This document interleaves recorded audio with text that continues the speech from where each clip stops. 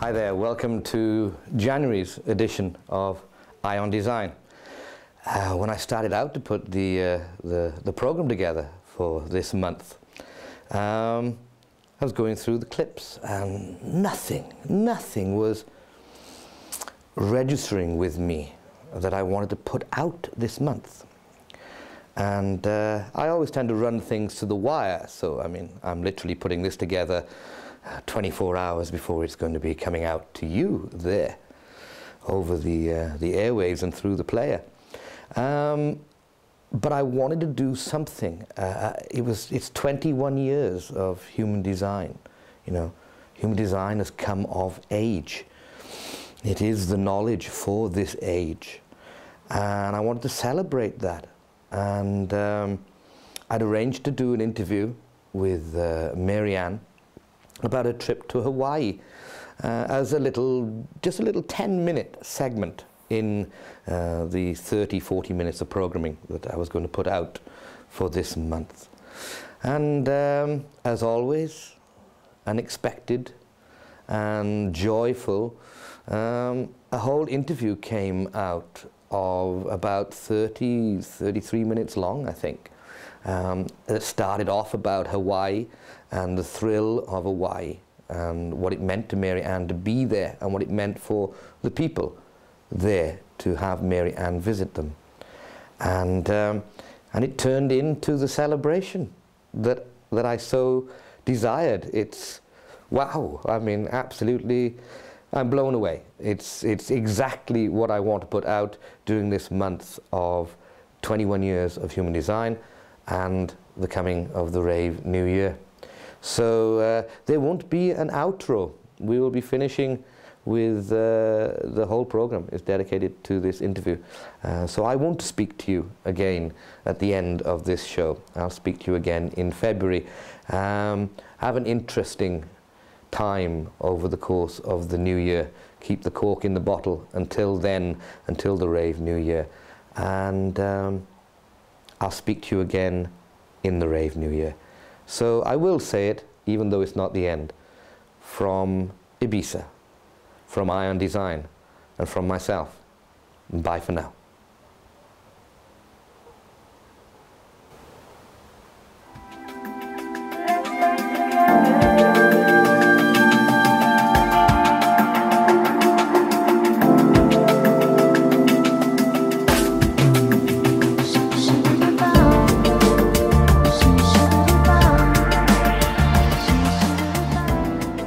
Hi there, welcome to Eye on Design, and this is, I suppose, we could label this a special, since most of the filming that you've seen over the past 4 months has derived from the Ibiza event in 2007.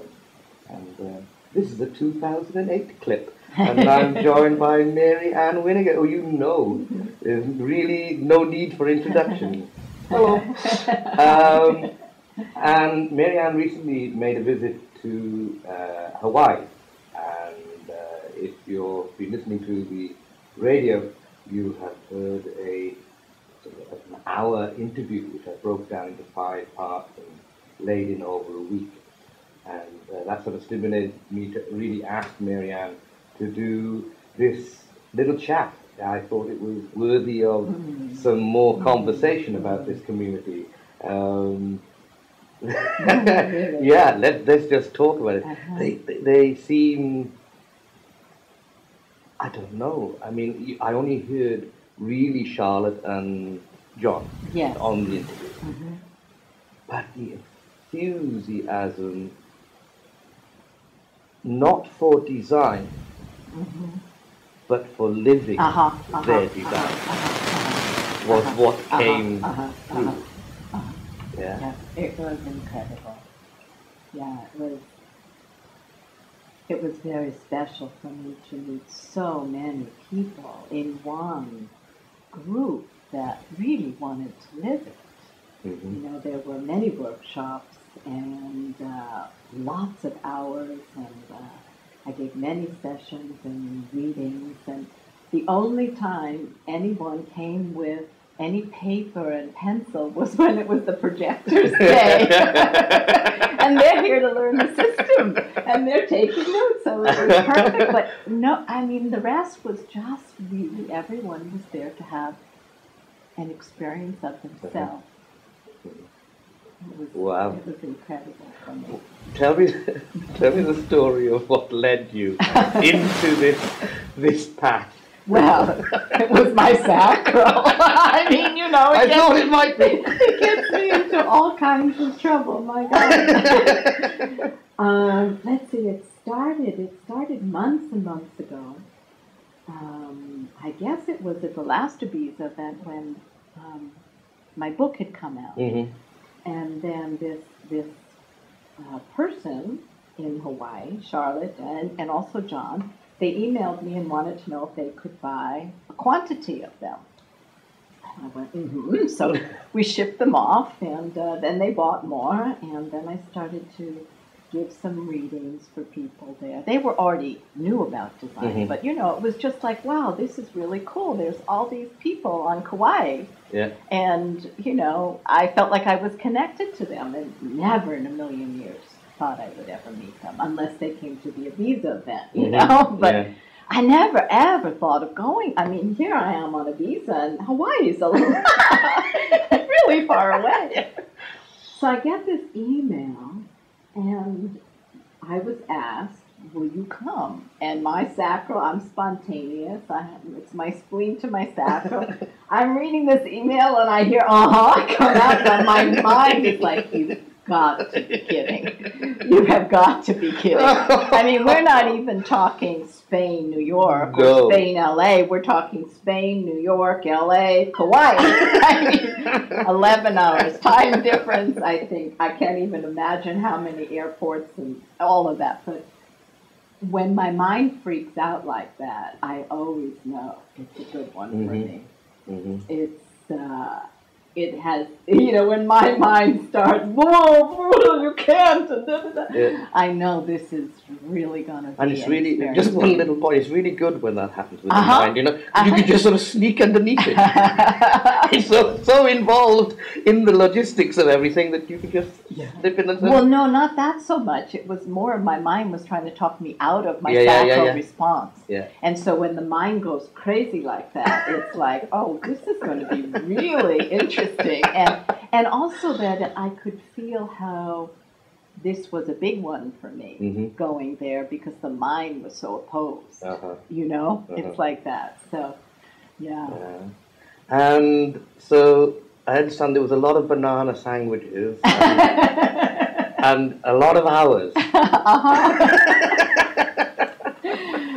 Yeah, it was, you know, they really are wonderful there. They asked me everything in a question and yes, no way, how many sessions I was open to having, the times, if I needed breaks, and which my sacral went to, which was like, oh no, that's where the banana sandwiches come in. I didn't put in any time to eat.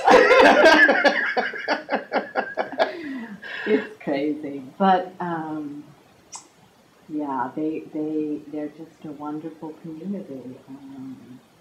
I don't want to sort of call them the central characters in anything, but can you give me a bit more of a lowdown on John and Charlotte? Because it's obviously and I'm also talking via email at the moment with John about various other things. So it was, to me, it was like listening. It was really wonderful because you knew they were totally different. Do you know what I mean? I mean, like, right. 180 degrees from each other, and then, of course, the common bond that is there between them in terms of living their design. So, well, John is a projector, and he's a splenic projector with a defined mind, and he's a 6'2", and he thinks he's able to hide. Hello, John. If you want. And I just had such a laugh about that because, you know, the two, everyone's watching the two. Mm-hmm. And, you know, I remember years ago, Ra telling me, because I'm a 6'2", you're a 6'2", Yeah. as a 6'2", it's about learning to observe yourself being observed, so you're not caught up personally in the whole thing. So John and I have had lots of jokes about, you know, it's like being an ostrich. Your head is buried and you think because you don't see anybody, they're not seeing you. That may be worthy of a T-shirt. And he's wonderful. He's got such a great sense of humor. As you've seen the cartoons, the whole monkey series about the mind and the open centers, and Charlotte's a 5'1", and I believe I think yes, you're right. yes, she is, because there's a very sweet connection between the 5'1" and the 6'2", you know. And she's a generator, a pure generator, open mind, open emotions. They're both undefined emotionally, and they laugh a lot. Yes, they do. They laugh a lot, and we had a lot of fun laughing. And there was an original group of people that knew each other from the past. And so when human design entered into this group, and they were interested in living it, because many of them had been searching for this, you know, for yourself, really. It just kind of was like a fire through them, and then that went through the whole community, because there's so many people there that know about design, and so many people who want to live it. I remember in the interview John saying that when something grabs hold of something on that island, it's radical. It just they call it the wireless coconut. The coconut wireless. The coconut. You know, you don't even have to pick up a phone or anything. It just goes, you know? Like, you don't even need the internet. I'm looking at the... I'm on the mailing list now for what goes on every week. It's just like... I've seen communities since I've been in design who don't even know that they're living next door to each other. And these people are already cross-indexed, and what goes on in the course of a week, what's available to participate in or not, if it's correct. Awesome. Yes. And they really, what I love too, is that they really encourage everyone to only come if it's correct for them. You know, that not to feel you're going to miss anything if you don't come, because you don't miss anything if it's correct not to show up, you know, and I think that's a hard one for the mind. So, yeah, I felt such a connection with the people there. It was a deep gift for me to be able to go there, because I don't know, we've had dinner, we've shared before I left, and for me it's been, I always counted how many years I was involved in design from when I had my reading. But actually, I met design almost 14 years ago. And I was feeling, before I was invited to go to Hawaii and went, that I was on my way out. Not of living it, but it felt like, well, there wasn't this, that I've had, you know, for the knowledge and for the sharing and for the supporting. It was just kind of like, well, maybe I'll just go out into the world as myself. You know, it felt like a pretty good idea. And by going there, and I just am so excited again. It's like gotten me. Wow. Wow. So it was a real gift for me because, well, when I first had my reading with Rock, and I remember it was a couple of days later driving him to where he was going to give his first course on the 4 types in Sedona. And on the way back, you know, he was telling everyone about the types, and it was very strict, you know, especially for the generator back in those days. And I've shared it many times. It was almost like, shut up until somebody asks, you know. So there was nothing to say, but it felt like the people who were in that class, every time there was a break, it was always talking about what was said in class, not taking it in to really live from it. That was just the one experience. And on the way back after the class was over, I just said to her, I said, wow, I said, don't they realize the diamond that you're giving to each of us? The diamond, I mean, it's the most precious diamond. And somehow I felt that was it. The living of it creates the transformation, the change, the beauty of the respect and the harmony with you and the other and yourself and all this. So when I was there on Kauai with the group, it was interesting because in the generator workshop, I would invite generators to come up, whoever, you know, if I would say, would you like to? And if they went, and they came up, then the rest of the workshop would ask them questions. And the one thing was that they felt so vulnerable and so exposed because the truth would come out in the response. And I went, this is true. I said, and so I said, I'm going to offer myself, but someone has to ask me back, because I want to hear my response. I don't want to initiate, but I offered myself to sit in the chair and have anyone ask me anything, no holes barred, you know, because I love it. And so they asked you, and I went, and then one of the people asked me, was it good for me to be there? And I went, and with the I just started crying. And I just said, it was a dream come true to be with so many people who wanted to live it, because that's, you know, that's been my joy to share the living of it throughout all of this time, you know. I mean, our connection goes back to me hearing your sacral response. And helping me find mine. Well, they tickle each other. Yeah. You know, that's the best part. We can be bored, and the sacrals are kind of tickling each other. Yeah. It was an amazing experience for me because, you know, you have all these readings with Ra. You know, at least I think a lot of people have, or with somebody, because he's not doing them now. The incarnation cross, you know, the Chiron return, the this, the that, the this, all of it.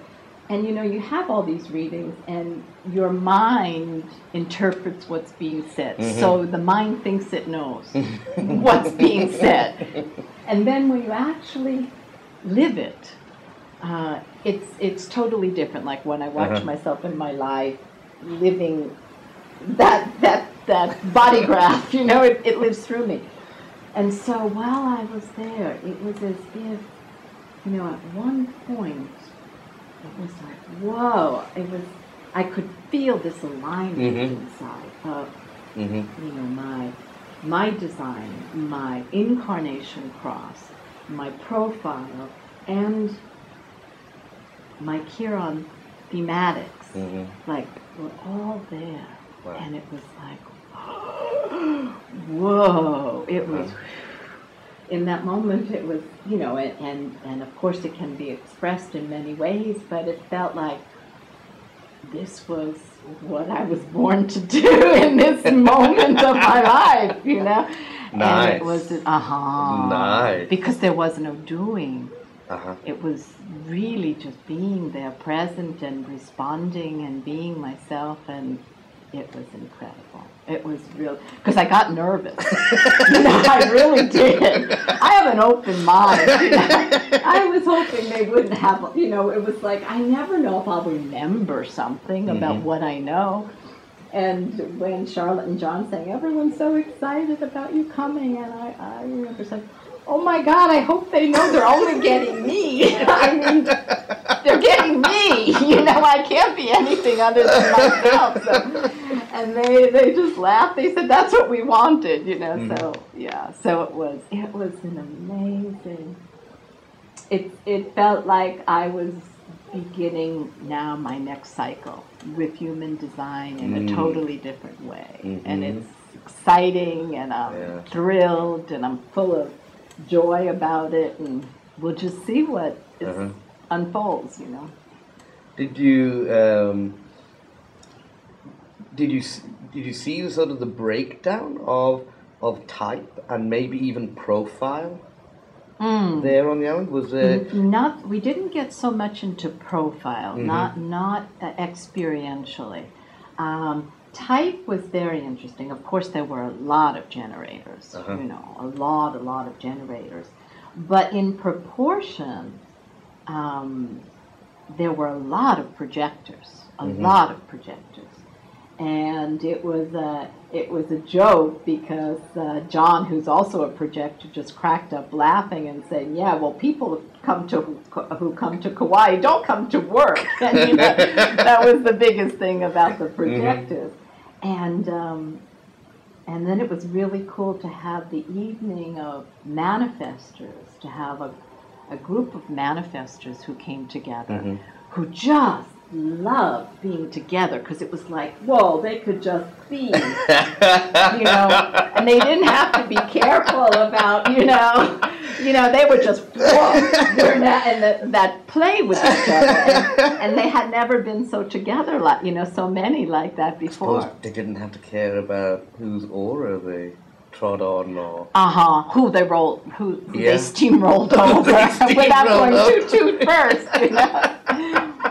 And one of the interesting things was, and this is what I really love to do, is to have an experience, you know, not just hear, but the knowledge and the teaching, to have an experience. So when a whole group came in one afternoon, it was just spontaneous in the moment. I hadn't planned it. I said, okay, all the defined emotions on this side and all the undefined emotions on this side.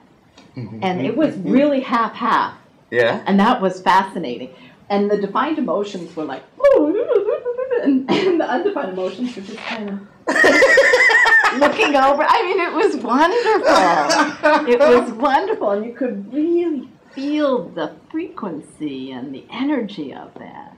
And then we did another one with defined egos and undefined egos. And that was also really powerful, because you could feel the power of the ego. So those kind of things where you got a chance to take something into your body, and so that was cool. You can tell I had a good time. Yeah. We could film a whole series on this, couldn't we? Yeah, because as you know, before you went, I asked if you would like to do a radio segment while you were out there, and yes. you responded to doing that. Yeah. And It made everyone very nervous there, by the way. But they did it because it was correct for them. So I get this email back with from John Martin, and I don't know. I can't explain it. I don't know that I want to explain it ever. You know, there is just something somehow in the phrasing of words that has the power that you just go, I don't know what this guy looks like. He could have 3 heads, he could have 9 arms, but there's a connection. And we started talking when he sent the interview over, and the graphics, the monkey graphic. And I thought, wow, I already like this group of people, and I really like this guy who's communicating with me. So we've talked about doing a radio segment. Oh, cool. So hopefully we're going to be talking on Skype early this week. Oh, good. I want to do from one island to another. Oh, that's perfect. Yeah. So hopefully, I will ask you to attend one of them. We do record the conversations and they can have some guests their side. Because something you said earlier on in the interview about the mental application of this knowledge, and it is richly, powerfully, it's incredible, intense in terms of its knowledge, and deep, and very, very deep. But I suppose it's our connection in as much that when I first got involved in design, it wasn't so much that I listened to everything. It was my own body going, no more, because sitting in front of Ra for all the hours that I did. So I came slowly to that place of, this is of no good to me unless I'm living. All of this and all of these lovely graphics and all of these lovely people that I have had the privilege to meet in design are absolutely no use to me at all unless I can actually start to live it. So the enjoyment that came out of the interview, and hopefully it'll come out of further interviews. Yeah. I got to understand something about myself too, because from the get-go after my reading with Ra, I responded to every single class whenever it was offered. And my mind was like, and I did not want to learn this, And I realized, though, that it was my sacral responding to keep me connected with Ra, who was living it, who carried the embodiment in his cells of it, so that my aura could keep getting that. Not so much to learn it, which I've loved learning it too, and if that's been wonderful. But in those days, it was almost as if the classroom was the community, because there was nothing else. And so now looking back, because while I was in it, I just kept showing up because I kept going, and it didn't make any sense. But looking back now, I can see that kept me in it really fully for 7 years and more, 14 years, but so it was. And I think that it was, as I came into the community as such as it was in 2003, that's when it started to change as well. As much that, because the education process moved to online, and coupled with an Ibiza event, the Ibiza event slowly became more, it became an equal. It became something, socializing, coffees, education, workshops, so it became something very complete then. So there was a way of moving through the education, because some of those ones, those early ones, those Ra-a-thons, 28 days, I often say that I'm totally amazed that I've never seen anybody do that. Nowhere on the planet. There isn't an ego builder or a life planner or a success management creature that could actually do what those. But then I look back and think, everybody else did it as well. I remember there would be times I would be on the floor under the table with my shawl just laying there. It was like, my body was still taking it in, but I couldn't even sit anymore. Yeah. So, going back to Hawaii? In June. Wow. And looking, and I don't know, this... I don't. Do we have time still for a little more? Carry on. I don't think I'm putting anything else up this much other than this interview. This changed my whole life, going to Hawaii, because while I was there, I could, you can start to feel a shift inside yourself, even before it comes to the conscious. I could feel something was really shifting in me. And every time someone asked me, do you love living on Ibiza? And I went, I was relieved. You know, it was like, I love living on Ibiza. Yeah. But it was almost as if I was nervous about the shift I was feeling inside, and then coming back and being with Michael and talking about our life, and him asking me all these questions, it became clear that it was time to leave Ibiza. It was no longer correct to be here for me, even though I love it here. I love it here. I love Ibiza, you know. And so the shift came that, you know, in September we're going to move. We have no home we're going to because we had no place we responded to going to. So we're just going to travel. And part of that traveling will be, you know, Kauai. And we have someone who asked us to come to New Zealand. And Genoa and I. So you're going to be human design nomadic. I love it. Do you fancy being worldwide reporter for JAR, reporting in occasionally to me? Fantastic. I would love that. That would That'd be fun. Lovely. From wherever. Yeah, it would be wonderful to share what's happening everywhere. Yeah, and it's something that Jenna and I were just Skyping yesterday about the importance of bringing the aura again out and going from two places, bringing the aura, not so much for teaching, but for, you know, just letting people know about it because of the impact that the aura has. Oh, without any doubt, the impact of, you know, the gift you took to Hawaii was your aura. That's what I feel. You came back with an added extra. You came back with a gift from there as well. But you took a gift to the wedding as such. And this is the beauty, because then it's just receiving and giving of gifts to each other. That's what I love. It's just being yourself, and then the other themselves, and it was, and you know, it was my greatest learning curve has not been in the books of anybody. It's been in the voice of Raoul, yes, but it was the gifts to me. I can remember them in 2003 when I first came here to the Ibiza event in 2003. The gifts of meeting Alokanan Diaz del Rio, the gifts of meeting Richard Beaumont, of Peter Lawrence, of you, of Ra, of every single one was a gift. That every single one of those people gave me something and continue to. And hopefully I'm reciprocating that now, that I can give. That's the cycle. That is the cycle.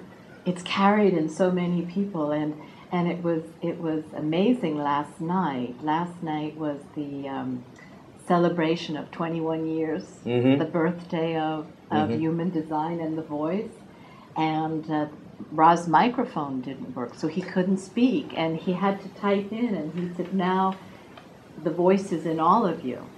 And this was beautiful.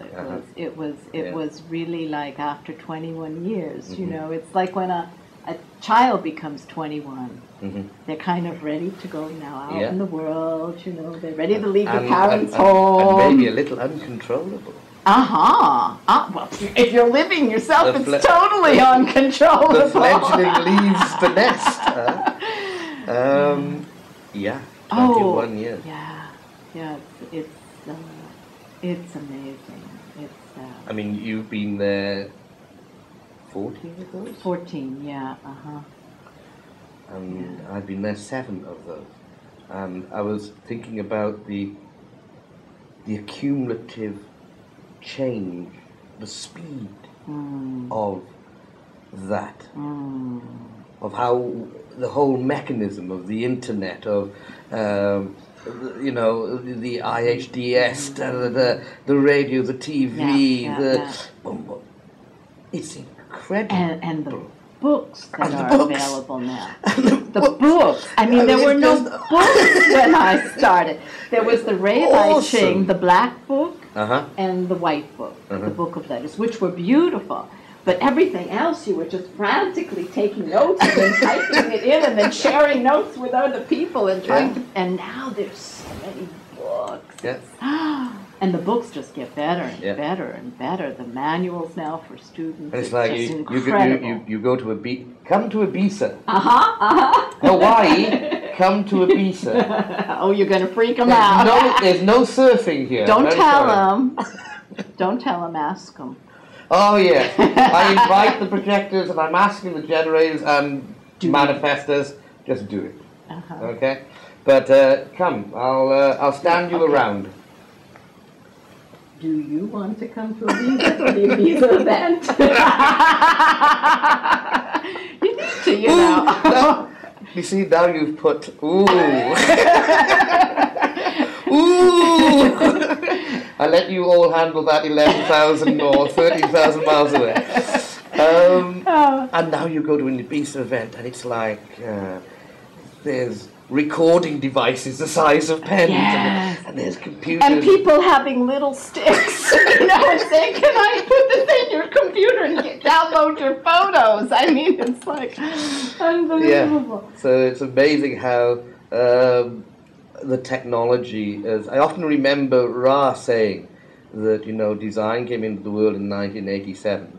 And Microsoft were incorporated in 1987. Oh, wow. Just in time, huh? Really? So, yeah. But, yes. So I you're mean, the internet wasn't even really happening then. There was no email. I remember faxing that I wanted to do a course with Ra. I would fax it to let them know. I mean, yeah. So you're off on your journeys. And you're going to return to Kauai. Yeah. And roving reporter for Jovian Archive Radio. That would be fun. You're going to be busier now than you have been. Oh, thank God. Really, you know, I have been waiting. You know, it's like, it's been wonderful being here, but I love to work because it's not work. No. It's just a joy, and it's a play. And you know, there's a new movie out in America called The Bucket List. Yes. Have you heard about this? With Morgan Freeman and Jack Nicholson. And they're both in the hospital, and they're, you know, Morgan Freeman's telling Jack about, you know, I've got this bucket list. It's all the things I want to do before I kick the bucket. And Randy and I were talking about it on Skype, and I got off the Skype with him, and I was going, and I asked my husband to ask me, are there things you want to do before you die? So there was nothing. It was like, nothing. It's all, this is all I wanted. My whole life was this. Now I want to play. Now I can finally play, you know? I can play as myself. And that's it. So that's what this stage is about. That's interesting as well, because I was putting together segments to put into this month's Eye on Design, and I'm seriously thinking that it's going to be all of this interview this month. But I was putting segments together, and it was interesting. I had a segment between Richard Beaumont and Randy Richmond. Oh, that must have been great. And Randy was saying, you know, that they were talking about lines in charts. The fact that Randy has a huge amount of third lines, and Richard has a huge amount of sixth lines. And how that for Richard, even as a 1-3, he should take notice of his key run. You know? He said because 6 lines are about time for you. You know? Recognizing that there now has to be time for you to, as you say, play. And now it's 8 years off the roof. Yeah.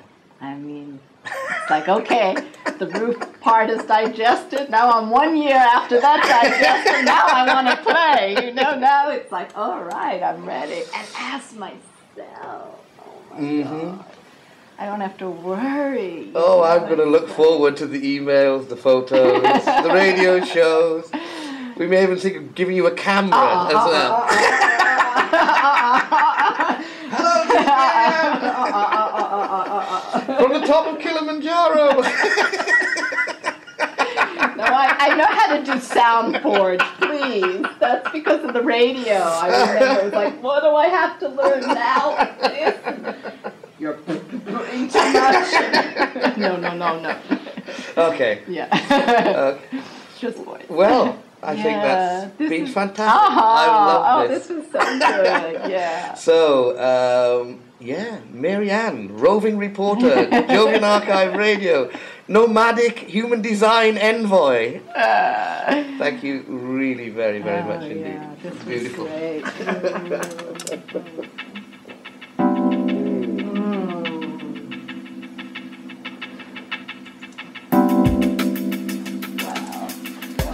Whoa. Uh-huh. How many minutes is this? That was so much fun. I lost 4 seconds.